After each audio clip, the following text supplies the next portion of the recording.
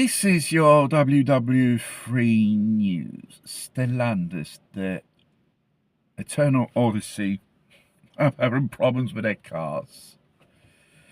Well, the new CEO, I've forgotten his name, is not that Tavares chap anymore. More than a year and a half is no more there. Which tends to have an interest in fashion handbags instead of cars. Bit of a strange chap he is. Despite that, yet again another mass recall for Alfa Romeo Junior and a Fiat Grande Panda, which is just a a Citroen C3 crossover, a clone, which mounts the same type of engine, the 1.2 3-cylinder PureTech engine. You've probably seen on the web the problems they create. And it's been more than a month. Stellantis has announced, and all models from now on, they're going to use the Firefly engines. And news only came out yesterday, the return of the multijet engine. This is a Fiat old school engine technology. It will return in cars.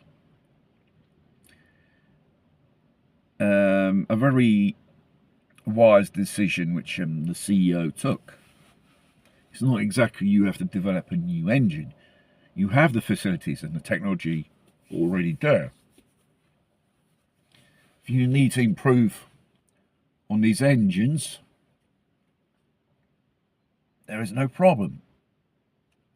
It's a mechanical platform which the Fiat's been using for 40 years or less in all of their cars, which is reliable, cheap as maintenance, and the fact these engines can do a lot of kilometres, which counts out at the end of the day. And this probably PureTech engine. Obviously, Tavares was the CEO of Peugeot and Citroen before it came Stellantis. I think it was a big mistake putting a person like him as CEO at that time, because he doesn't understand nothing about cars. Seems to have, like I said, an interest in handbags. Therefore, the multijet 2000cc or 2200cc will return, and it will turn the multijet 1.3 diesel engine. These are diesel engines, and probably this could open up the return of the 4-cylinder fire 1.2 and more modern, more fuel efficient versions. Let's see how it goes.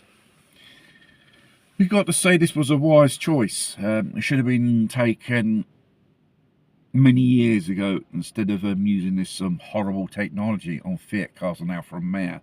And Lance is absolutely, you know, a 3-cylinder car, 3-cylinder engine and SUV, underpowered, and it just drinks oil.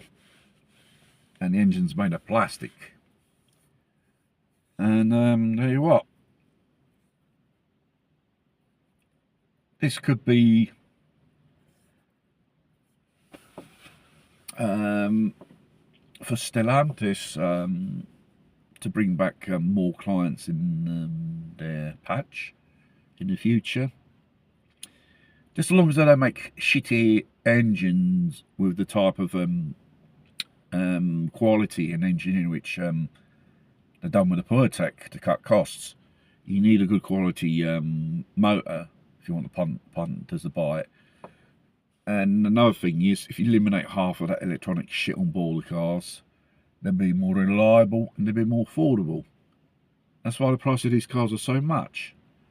All this electronic safety shit, which at the end of the day has no purpose at all on these on these cars. It doesn't make you a better driver. They're not foolproof, you know,